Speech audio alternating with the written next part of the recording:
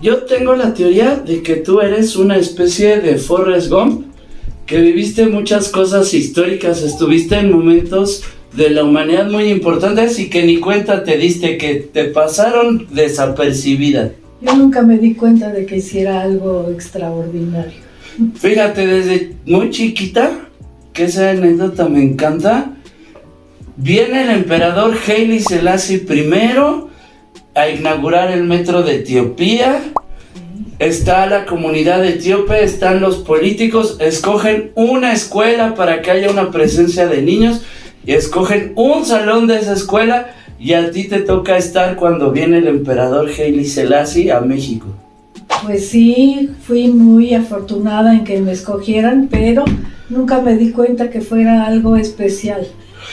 Estabas allí y sabes que te va a contar algo. Hay una profecía del rey Salomón. Para la banda que no tiene ni idea bien cómo está el rollo, en el pueblo de los judíos el rey David era el hasta-ribotas, y el rey David consolida al pueblo de Israel, y David tiene un hijo que se llama Salomón. Salomón es la persona más sabia sobre la tierra, y Salomón tiene una visualización, una profecía, un sueño profético.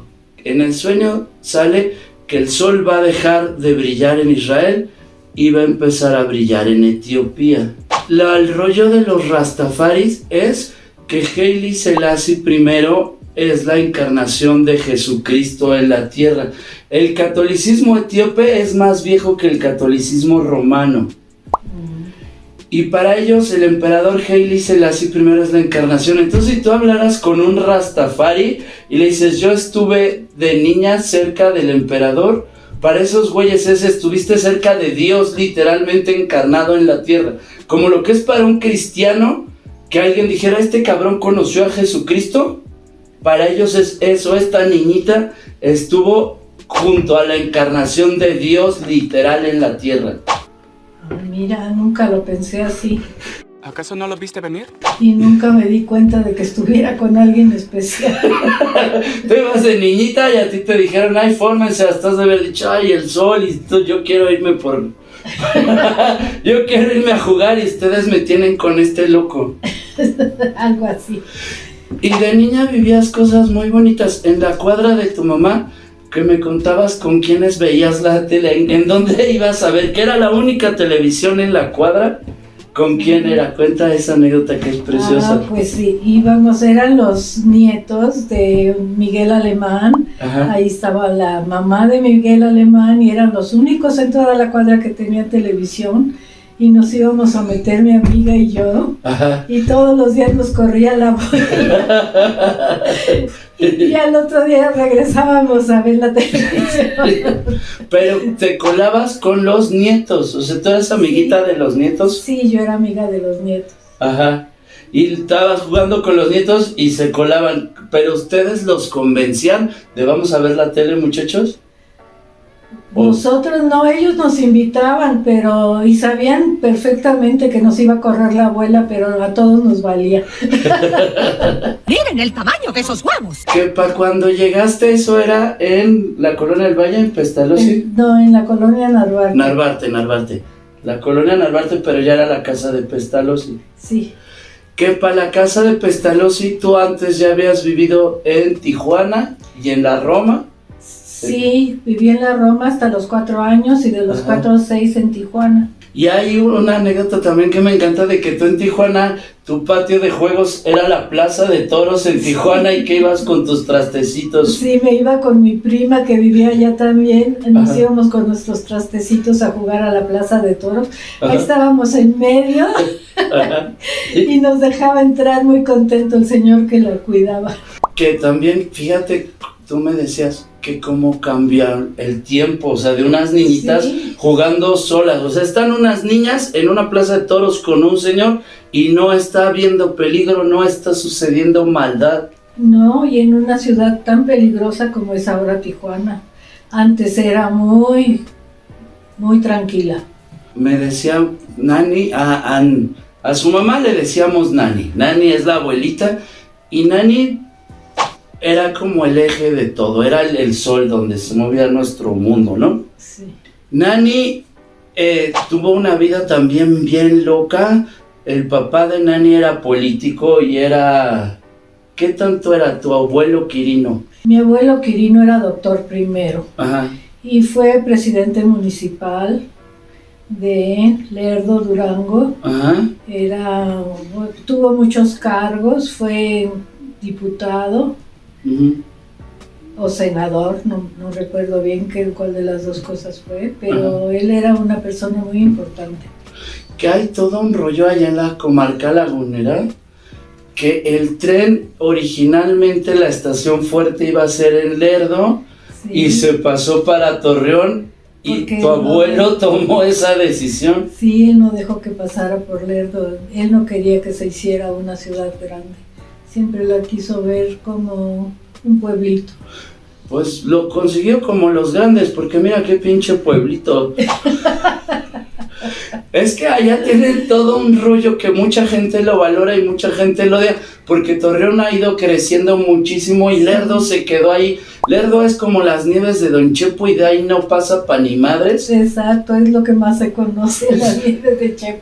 Y tienen como este rollo la raza de Torreón sí creció y nosotros nos quedamos comiendo los dos mocos, pero hay gente que sí lo valora y que dice, Torreón creció, pero en Torreón hay un chingo de delincuencia y empezó a haber en Torreón el narco les pegó, pero horriblísimo, así culero, les hacían a las gentes, al pueblo, les hacían cosas bien feas. Entonces dices, pues son unas por otras, cuando, o sea, quieres lana, la lana trae precios, ¿no? Y yo creo que vivir en Lerdo se vive muy tranquilo. Sí, exactamente. Una de mis primas que vive en Torreón tuvo que brincar por arriba de un muerto para entrar a una caja, un cajero, para sacar dinero.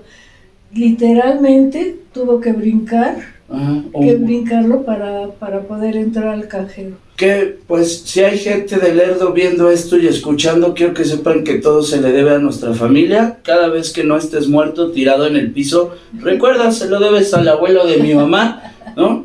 Y aceptamos donativos porque están muy en deuda y todavía se quejan, pinche bola de malagradecidos de mierda,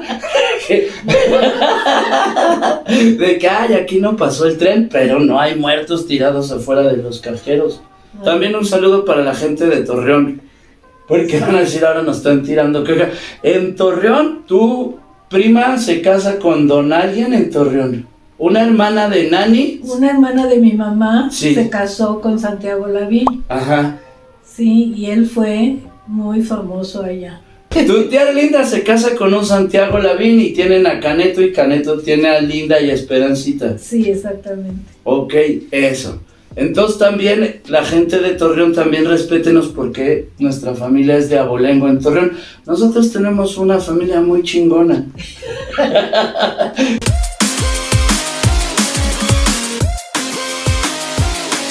Tenemos una familia muy importante. Mi abuela jugaba cartas con la que de los verdes, la mamá de los niños verdes. La mamá de Jorge González Torres, que él fue el original del Partido Verde Ecologista. Eran las mejores amigas, fueron amigas desde que eran chiquitas y todos los domingos íbamos a casa de ella, y a mi mamá a jugar y yo a comer con mi amiga. Y teníamos un montón de amigos. Y te voy a contar algo muy gracioso. La mamá tenía un chofer y tenían una limusín. Entonces se lo pedíamos prestado para que nos llevara a ligar a Chapultepec.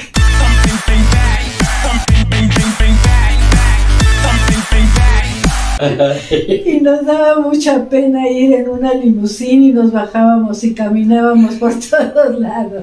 Porque decían, si ven que somos multimillonarios no se nos van a acercar, que piensen que somos naquitas. Sí, exactamente. Oye, y fíjate, de esa familia, uno es el doctor Simi. Sí. El otro es el mero de la Ibero. Sí, es el padre Enrique González Torres. El otro es el del verde. Fue rector de la Ibero, Enrique, creo que ya no es. Pero tiempo era el picudo. Muy famoso. Era el picudo de ahí de la Ibero. Sí. Para cuando tú llegaste a la colonia Narvarte, ¿cuántos años tenías? Deja ver, 6.5 o 7. 7 porque iba a entrar a tercer año. En segundo año todavía fui al Colegio Guadalupe, que nos quedaba lejísimos. Uh-huh. Y cuando llegábamos allí, el camión nos recogía a nosotros primero y éramos los últimos que nos dejaban. Y ya venía oliendo mi lunch a poder. ¿Y por qué no te habías comido el lunch? Porque apenas lo llevaba a la escuela y ya llegaba. Ah, o sea, llegaba a la escuela podrido. Sí. No, también si no aguantaba ni el camión, te hacían un lunch muy... Era un lunch muy culero. Era el plátano el que se echaba. Y nunca se te ocurrió decir, oigan, gentes, no me manden plátano porque el camión hace siglos y en lo que llega... Pues nunca se me ocurría reclamarle nada a mi mamá. Era muy recia. Sí, lo que ella decía era ley. Lo que ella decía era ley y tú cuentas que era ley a punta de chingadazos con cepillo, con... Sí, me reventó no sé cuántos cepillos en las pompas y chanclas. Pero conmigo era con quien más se desquitaba porque yo era muy berrinchuda. Es que fíjate, yo tengo una teoría muy importante a saber. Sí. Ahí te va. Mucha gente, tengo un amigo que se murió que era historiador, que se llamaba el Agassi. Y Agassi dice que los procesos históricos son muy largos y es muy difícil de estar viendo ahorita está pasando algo. Sí. ¿No? Te das cuenta, pasó algo cuando volteas hacia atrás. Exacto, cuando ya es historia. Cuando ya es historia, pero sí. Cuando la historia se está escribiendo, no estás entendiendo qué se está escribiendo. Sí, exactamente. Entonces, ves que viene todo el rollo de la era de Acuario, que están todas las profecías de la era de Acuario. Por otro lado, hablan de las profecías mayas, etcétera, donde va a cambiar el mundo. El mundo cambió entre los 40s y los 60s, radicalmente se transforma en otro mundo completamente diferente. Y el movimiento era de Acuario, de la banda Peace and Love y de los hippies. Sí. Mucha raza dice perdieron los hippies. Yo digo, quien piense que los hippies perdieron está pendejo y no tiene puta idea de lo que movieron en su momento. Porque la gran represión no era el ejército ni los policías, la gran represión era en casa. La gran represión eran papá y mamá. Ahí se daba la tiranía, ahí se daba la violencia, ahí se daba el porque soy tu madre, porque te digo lo que tú cuentas de que tu mamá, con una mirada, ¡pum!, vámonos.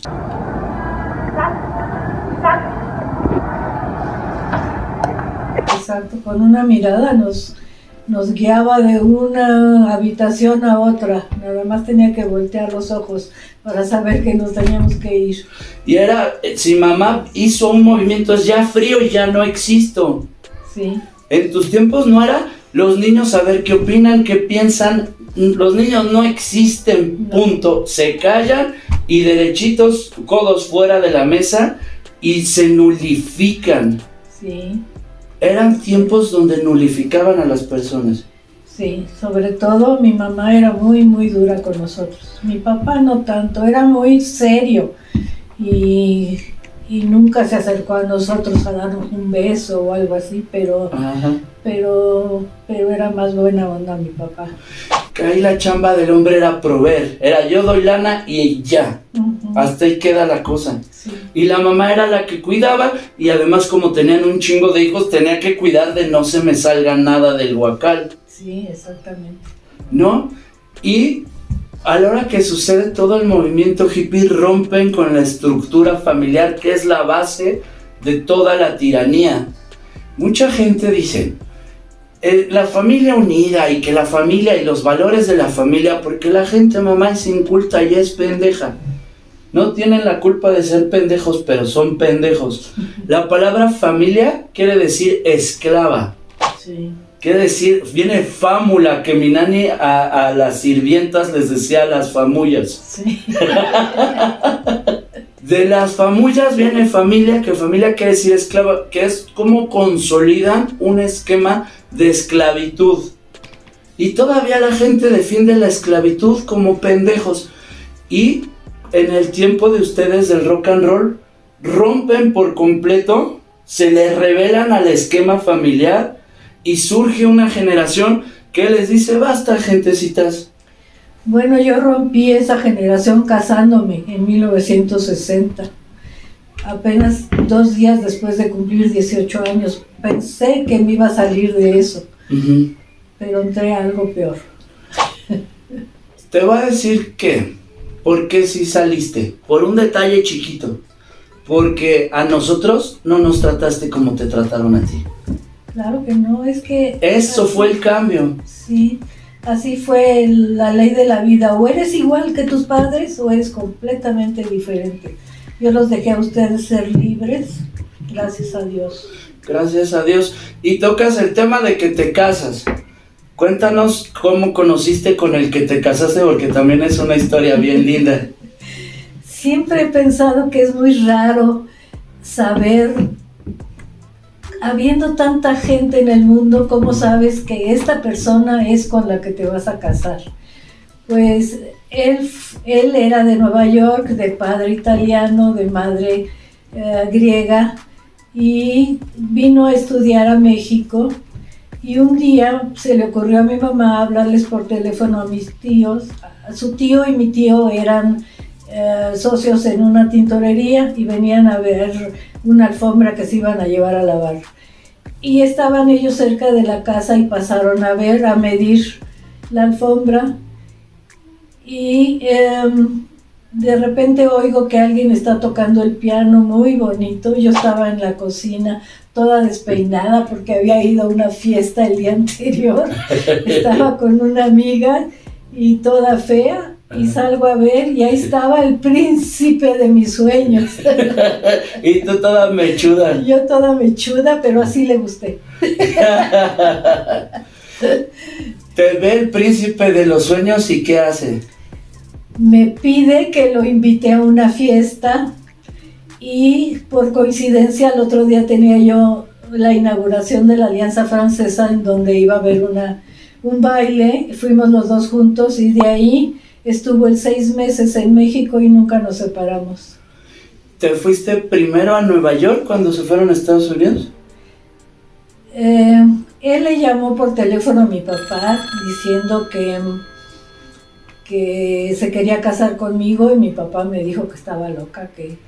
Entonces el papá de él habló con mi papá para que me dejara ir a Nueva York para ver todavía qué sentíamos, porque no nos habíamos visto. Yo anduve con él cuando tenía 15 años y ya tenía 17.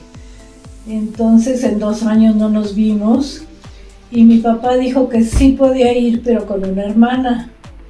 Entonces nos fuimos allá, estuvimos un ratito, ya me regresé yo a México, ya planearon la boda en México y nos casamos en diciembre de 1960.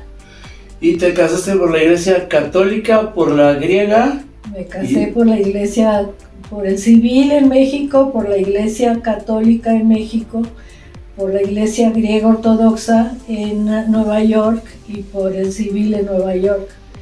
Y todo terminó en divorcio. Espérate, vamos por partes, no te adelantes. Porque cuando estabas en Nueva York, ¿vivían en el Greenwich Village o eso lo inventé yo? Tú lo inventaste. Yo inventé que vivías en Greenwich Village, no sé por qué me inventé. Vivíamos en Queens, solo fui una sola vez a Greenwich Village. Fui a conocer Queens apenas y sí me acordé cuando estaba en Queens que me habías dicho que vivías en Queens. Sí. Y es preciosa esa zona, es padrísima. Pues era una zona bastante buena entonces, creo que ahora ya ha decaído mucho. Es loca, es padrísima, es loquísima. Y Greenwich Village ya no es todo hippiearte, tienen como sus barecitos y tienen clubs de comedia y así, pero ya no es así todo súper rock and roll. En tu tiempo era el rock and rollote, ¿no? En Greenwich Village. Sí. Sí, ¿no? En Greenwich Village era la gente más loca, los hippies y todos los locos estaban allí. Que aquí empiezan unas historias interesantes. El esposo de ella era militar, era hijo de musicotes que tocaban con... Sí, de 5 generaciones. ¿Y con quién tocaban? ¿Con la orquesta de algo? Con la Orquesta Sinfónica de Baltimore, con Ajá. la Orquesta Sinfónica de Nueva York. Ajá.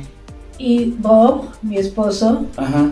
fue el músico más joven que tocó con la Orquesta Sinfónica de Nueva York. Tenía 15 años cuando empezó a tocar allí. Es que eran genios locos. Era un genio él, sí. Y estaba luego en el ejército. Su mamá Uh-huh. lo metió al ejército porque decía que necesitaba la disciplina. Ajá. Y de allí lo mandaron a él a hacer su entrenamiento básico. Ajá. Ay, no me acuerdo dónde. Bueno, estuvo 6 meses fuera, yo me vine a México. Después nos fuimos a vivir a Washington. Okay. Allí trabajé yo en las Naciones Unidas. Después nos fuimos a vivir a San Antonio y ahí estuvimos 5 años. Oye, y tú me contaste que cuando llegaste a Estados Unidos que ni sabías hablar bien inglés y que tenían un changarro de vender coches y tú tenías que ir a los bares de los negros a cobrar. Eso fue ya en San Antonio. Eso fue ya en San Antonio, sí. No fue en Nueva York. No, en Nueva York vivimos 1 año. Ok. 1 año en Washington y 5 en San Antonio. En Washington trabajaste en la Organización de las Naciones Unidas. Sí. No más, en las de Washington no trabajaste en la Organización de las Naciones Unidas de la kermés de una escuela. No. Trabajaste en la Organización de las Naciones Unidas de Washington. Exactamente. Y de ahí en San Antonio te metías a los barrios de los negros y a cobrarles y que nos deben una feria. Sí, entonces vendíamos coches que nos costaban baratísimos. Ajá. Creo que el más caro, que era un Jaguar, nos costó $500. Ajá. Y se los vendíamos a la gente que no tenía crédito. Entonces eran o mexicanos o negros. Ajá. Y los viernes que les pagaban íbamos a cobrarles $10 a cada uno. Y él se iba por un lado a cobrarles a unos y yo me iba por otro lado a cobrarles a otros. Pero todos me respetaban muchísimo y me querían y me trataban muy bien. ¿Nunca tuviste que romperle las piernas a un deudor, de sacar tu bate y decir, tú sabes lo que...? No, pero teníamos una grúa que yo manejaba también. ¿Tú manejabas una grúa? Sí, con otro carro atrás, y recogíamos los carros cuando dejaban de pagar mucho tiempo. Cuando estaba Bob en el ejército, tuvo en un experimento de LSD. Sí, él vio en el Times Ajá. que iban a venir Leary y otros compañeros de él a hacer un experimento a la Universidad de San Antonio. Ok, Leary es Timothy Leary. Para la raza que no sepa quién es Timothy Leary, porfa, googleé quién es Timothy Leary. ¿No? Es que tú lo dices, sí, sí va a venir este cabrón, pero pues Timothy Leary es de las personas que hizo la historia del mundo. Pues yo no sabía entonces. Ok, entonces venía Timothy Leary y él ya había terminado la universidad, pero sabiendo que iban a venir a San Antonio, se inscribió a la escuela.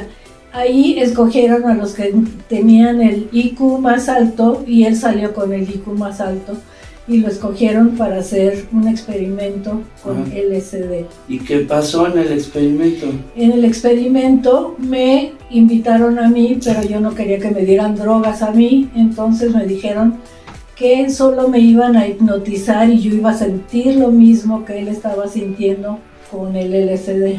Que fue una forma muy elegante de hacerte pendeja, porque seguro te dieron LSD. Pues tal vez sí. Pues sí, pues con la hipnosis. ¿Por qué viviste con la hipnotizada? Con la hipnotizada viví muchísimas cosas. ¿Qué pasó? Primero me hicieron una regresión y regresé a 5 vidas anteriores. Okay. Pero al final, esto duró 2 días, no crean que fue unas poquitas horas. Okay. Me hicieron una regresión, pero me dieron al final una orden que no me iba a acordar yo de lo que estaba pasando. Pero pues experimenté todo lo que él estaba experimentando, así como que se te desdoblan los 5 sentidos y puedes oler la música y tocarla y oler los colores y pues todo lo que pasa con las drogas, ¿no? Fíjate, te voy a decir algo bien interesante. Sí. Cuando tú naces y cuando te mueres, Sí, segregas algo que se llama DMT, sí. ¿ok? Y hay formas de consumir DMT naturales, el ayahuasca o el tepezquehui te saca un DMT, Ajá.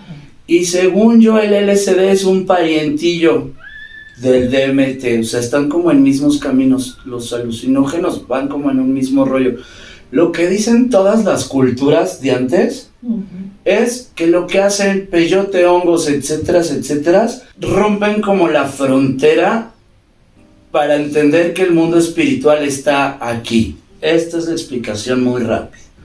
Aquí está el mundo espiritual, pero no lo estamos viendo, entonces los 5 sentidos dicen no existe porque no lo estoy viendo, pero esa lógica sería como decir, aquí hay ondas de wifi o de celular o ondas electromagnéticas, pero como no las veo no existen. Sí, exacto. ¿No? Pero si el teléfono está entonado para agarrar esa vibración, entonces ya ves el YouTube y ya whatsappeas. Lo que hacen ese tipo de plantas es te entonan en esa vibración, en la frecuencia de las cosas espirituales. A mi gusto, a la hora que nos apartaron de eso, los católicos se aprovecharon de chorear porque toda la otra raza veía el mundo espiritual constantemente, había ceremonias, los lamas están viendo las cosas espirituales a partir de la meditación y de que se les abre la percepción, ¿no? Y de comer ciertas cosas, de dejar de comer. Ajá, exacto, los brahmanistas, etcétera, el mundo espiritual no tenía tanta frontera, cotorreaban con eso. A la hora que los católicos rompen y dicen, no, gente, el mundo espiritual está bien lejos y solo el padrecito puede entender eso, a Dios, entonces ustedes son pendejos y el padre les va a decir que dice Dios que todos los odia a todos. Entonces empieza a entrar un chorro de miedo de qué me va a pasar cuando me muera. Para la otra raza es, no me da miedo porque estoy viendo qué me va a pasar cuando me muera. Te voy a decir mi teoría. Mi teoría es que lo que hacen todo eso son venenos. Llámese hongos, llámese peyote. Son venenos que te tienen entre vivo y muerto un rato. Sí, te pasan a otra dimensión. Te pasan a otra dimensión, exacto. Y estás entre vivo y muerto a la vez, pero se pasa el efecto del veneno y ya no te moriste. ¿No? Ya te regresas a la realidad. Pero a la hora... Ajá, perdón, te interrumpí. No, está bien. Cuando ves, dices... Cabrón, piérdele el miedo a morirte y piérdele el miedo a vivir a lo pendejo, porque la gente no vive por miedo a que te vas a ir al infierno y a sus cosas estúpidas. Que dices, ni siquiera, cabrón, siguiendo las reglas para no irte al infierno estás tranquilo, porque ese Dios es bien bipolar. Mi nani era muy católica. Y se murió muerta de miedo de que se fuera a ir al infierno. Entonces, ¿para qué chingados fuiste católica si le tienes miedo a Dios? ¿No? O sea, porque es loco ese güey, porque aunque hagas lo que él quiere que hagas, ni aún así está tranquilo el cabrón, ¿no? Y eso es cierto que fue el tiempo que se rompió justo en la era de Acuario, para mi gusto. Que venías de una era de oscuridad, de que los católicos hicieron mierda todo, los volvieron pendejo al mundo, y se rompe cuando toda tu generación dice, ¿qué más hay, perros? Porque antes no podía haber opción. A tu mamá le dijeron, tú eres católica y eres católica. En tus tiempos empezaron a investigar del yoga, del brahmanismo, del tai chi, del taoísmo, del budismo, de los africanos. Dijeron, hay un mundo fuera de estos mierdas que nada más vas a que te aburran los domingos y a que te amenacen y te llenen de terror por la vida. Así una doctrina de terror espantosa. Y ustedes fueron los primeros en tu generación, los beatniks, los gringos, fueron los primeros, y aquí en México también. Tú empezaste a ir a control mental, a yoga, a budismo, pero antes de ti eso no existía. No, empezó con más o menos en 68, cuando yo regresé a México, que me divorcié. Ajá. ¿Que hay una última anécdota de tu matrimonio? ¿Con quién estuviste un día antes de que asesinaran? Con John Kennedy, y estaba en San Antonio. Ajá. Iba con Roberto, mi hijo que era chiquito, a comprar un cuento para leerle. Ajá. Y pasó enfrente de nosotros John Kennedy. Estuve a 1 metro de él y empecé a llorar porque yo adoraba a ese señor. Al día siguiente lo mataron en Dallas. estuviste un día antes, así pasó John Kennedy. Sí. Y tú comprando, como buena Forrest Gump, es John Kennedy un día antes de que lo maten, pero tú estabas comprando otra cosa, un libro. Un cuentecito para mi hijo. Un cuentecito para tu hijo. ¿Te divorcias? ¿Vives las del terror con tu exmarido? Sí, lo que pasa es que decidí divorciarme de él porque nunca salió. Le fascinó todo lo de las drogas y se quedó con el LSD. Y yo no quería que vivieran esa vida mis hijos. Tenía 2 hijos entonces chiquitos. Y me regresé a México. Que uno de tus hijos, desde que estaba en la panza, ya era un gremlin. Ay, sí, se movía tanto de un lado para otro que yo tenía que usar un chal para que no se viera mi panza. Ya era hiperactivo antes de nacer. Y ya de que nació el terror. Sí, nació el terror. Regresas a México con unos calzoncitos, dijiste, había unos calzoncitos. Sí, había 2 calzoncitos que había lavado yo el día anterior. Ajá. Y con eso le hablé por teléfono a mi papá porque Ajá. él sacó todo el dinero, teníamos una cuenta mancomunada. Ajá. Sacó el dinero del banco, yo me quedé sin un centavo. Le hablé por teléfono a mi papá, él nos depositó boletos para regresar a México y tuve que pedir dinero prestado para el taxi para que nos llevara al aeropuerto. Y de ahí te vienes con tus hijos de regreso a la Colonia del Valle. Narvarte, necio yo. Justo en el 68. Sí, exacto. El año que empieza todas las estructuras ahora sí a quebrarse fuerte. Sí. Tú viviste una del 68, o sea, de lo que pasó en México. Sí, yo estaba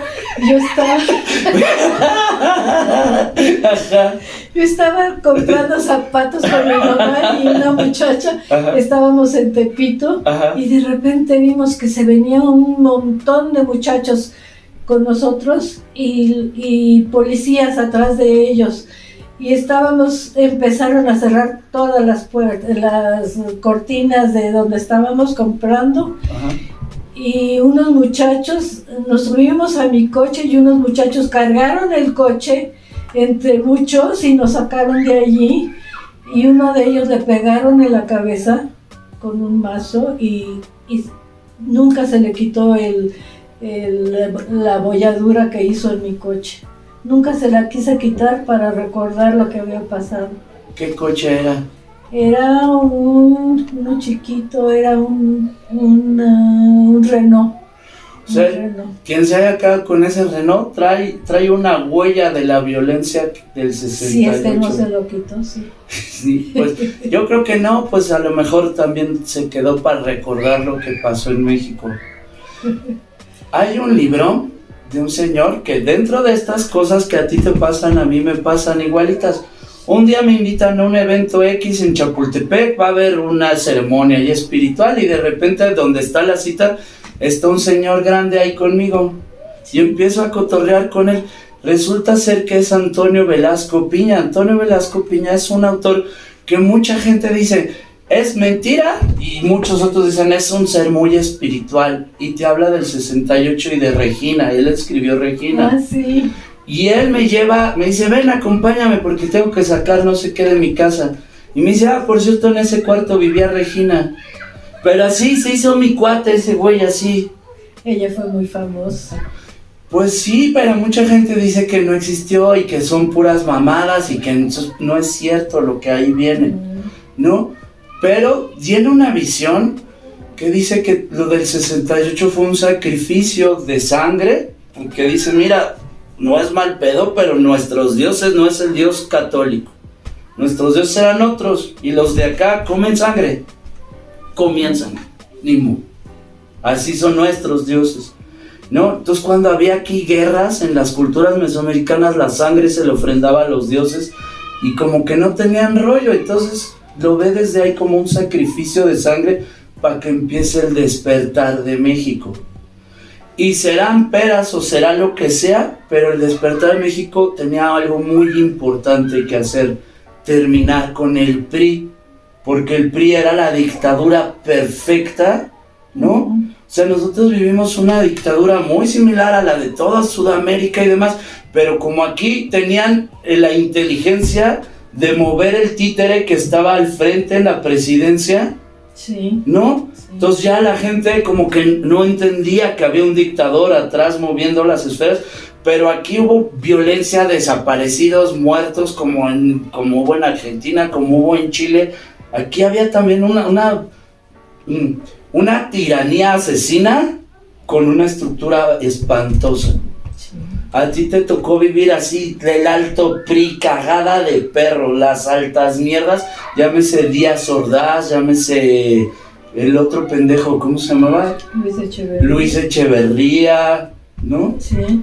Los altos mierdas, el Uruchurtu, toda la represión de que a los rockeros y los cafés cantantes llegaban redadas, los anulaban, te madreaban, pero también en la historia del rock and roll tienes tu historia.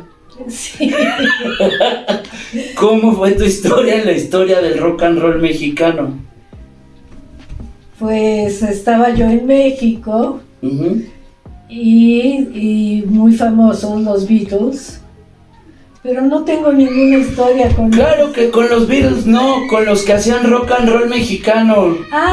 Pues Tus eran compas, mis amigos, eran tus amigos los rock and roll mexicanos. Sí, ellos, había varias bandas, Ajá.